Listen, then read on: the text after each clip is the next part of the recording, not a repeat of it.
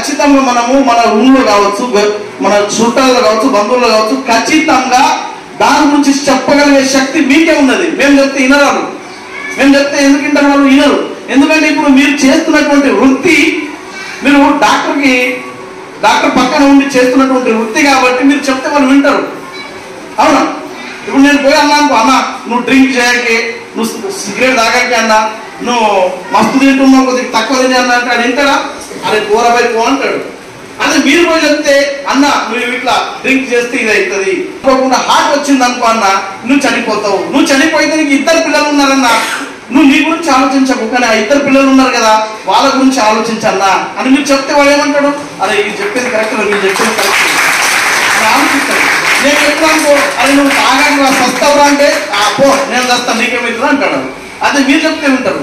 జాగ్రత్తగా అమ్మ మీరు చెప్తే మాత్రం ఇది జరిగే పని. కాబట్టి నేను మిమ్మల్ని అందరినీ రిక్వెస్ట్ చేస్తున్నా, సిగరెట్ తాగే వాళ్ళని కావచ్చు, మన ఇంట్లో తాగుతారు కదా, మన అన్నను నాన్నను వాళ్ళకి చెప్పాలా, నాన్న నువ్వు సిగరెట్ తాగుతున్నావు, ఇంకో 10 సంవత్సరాలు నేను నీకు చూడాలనుకుంటున్నా, నువ్వు 10 సంవత్సరాలు నాకు నాతో ఇంకా బాగుండాలంటే ఈ సిగరెట్ నువ్వు మానే నాన్న అని అన్న చెప్పాలా. అన్న ఉంటాడు, అన్న నీకు 2 పిల్లలైనా దయచేసి దీన్ని మానే అన్న, మన 2 పిల్లలకు జాగ్రత్తగా చూడాలంటే మళ్ళీ ఇంకొక తండ్రి చూడలేడన్నా అని చెప్పాలా. కాబట్టి ఈ హార్ట్ వల్ల వచ్చే డిసీజ్ అయితే ఉన్నాయో సార్లు చెప్పేసి ఆల్రెడీ, రోజు డ్రింక్ చేయడం వల్ల, స్మోకింగ్ చేయడం వల్ల, ఎక్సర్సైజ్ చేయకపోవడం వల్ల, అంతేకాదమ్మా మనము రోజు నాన్ వెజ్ తినకుండా ఎవరు ఉండరు, దాదాపు అందరూ నాన్ వెజ్ తింటున్నారు. కానీ ఆ నాన్ వెజ్ ఒక మోతాదులో తీసుకోవాలని చెప్పాలి మీరు ఖచ్చితంగా. మనం ఈయన మస్తు మన నాన్ వెజ్ కాటర్ తెచ్చిందంటే మటన్ కూడా తీసుకొస్తాడు, రోజు కాదు ఎప్పుడో ఒకసారి. అవును కదా, వారంలో ఒకసారి తినండి పర్వాలేదు, కానీ డైలీ తినడం వల్ల దానివల్ల కూడా ఫ్యాట్ కొవ్వు పెరిగిపోయి ఇంకా ఆయిల్స్ మాకు తెలుసు. ఇప్పుడు ఒరిజినల్ ఆయిల్ ఎక్కడ దొరుకుతలేదు మనకు మార్కెట్లో, ఒరిజినల్ ఆయిల్ ఎక్కడ కూడా దొరుకుతలేదు, మొత్తం కల్తీ ఆయిల్ అమ్మ.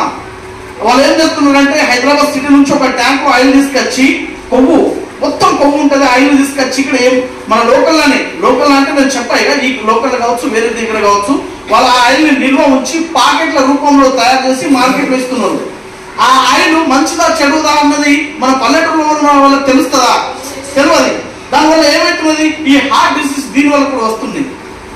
కాబట్టి ఈ మామూలుగా మనం అందరూ పల్లెటూరులో ఉంటాం కాబట్టి మన చేనులలో ఖచ్చితంగా మనము సూర్యపూలు, అంతేకాకుండా మనం పండిస్తాం, మనమే స్వయంగా ఆయిల్ తీసుకుంటే ఇంకా బాగుంటుంది. ఎందుకంటే దానిలో ఈ కొవ్వు అనేది చాలా తక్కువ ఉంటుంది.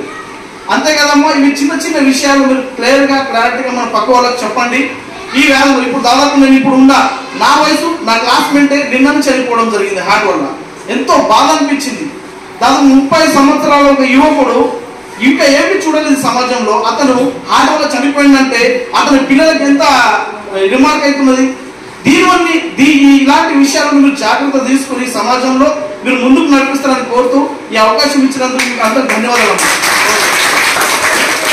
జాగ్రత్తగా ఇక్కడ వచ్చినాము, ఏదో ప్రోగ్రామ్ చేసినాం కాదు, ఈ విషయాన్ని మీరు కూడా మీకు తోచినంత ఎవరికైనా కావచ్చు హెల్ప్ చేయండి. ఓకేనా? ధన్యవాదాలు.